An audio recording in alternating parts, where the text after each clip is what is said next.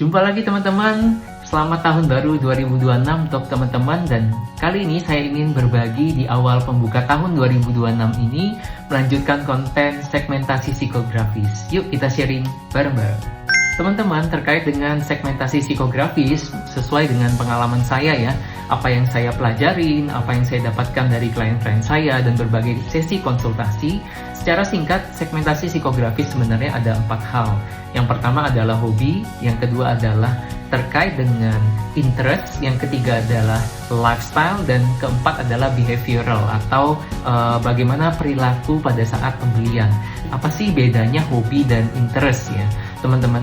Nah, secara singkat, hobi adalah sesuatu yang kita lakukan, yaitu berupa aktivitas yang kita lakukan terus-menerus karena kita suka. Jadi kalau kita hobi ada activity-nya. Nah, sedangkan kalau interest artinya adalah kita menyukai sesuatu tetapi belum tentu kita melakukannya.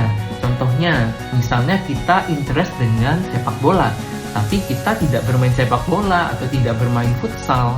Nah, jadi bedakan antara hobi dan interest. Interest ini apa yang dia suka namun tidak dilakukan. Nah, lalu yang ketiga adalah terkait dengan lifestyle. Lifestyle ini apa? Lifestyle adalah bagaimana pola hidup. Tapi lifestyle ini akan tergantung dari kelompok apa yang kita ikuti atau tren apa yang sedang berkembang. Nah, saya punya sebuah contoh yang menarik, tapi kali ini terkait dengan interest teman-teman. Nah, saya menemukan sebuah brand yaitu menjual jaket ya, ataupun barang-barang yang terkait dengan fashion yang dikenakan ya. Nah, fashion brand ini menyasar terkait dengan interest army ya.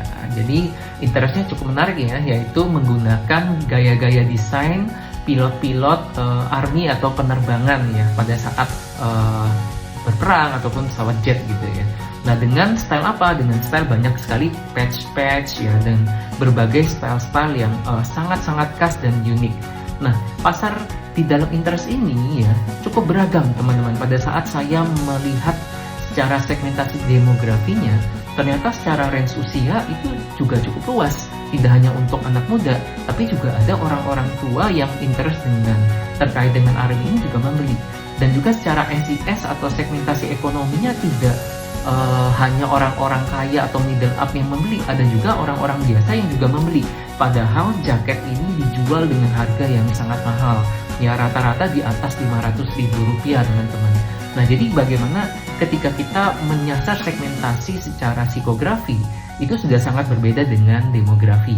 Nah, itu adalah 3 hal yang bisa teman-teman gunakan dan teman-teman lihat dalam segmentasi psikografi. Semoga konten kali ini bermanfaat. Kita jumpa lagi di konten berikutnya. Sampai jumpa.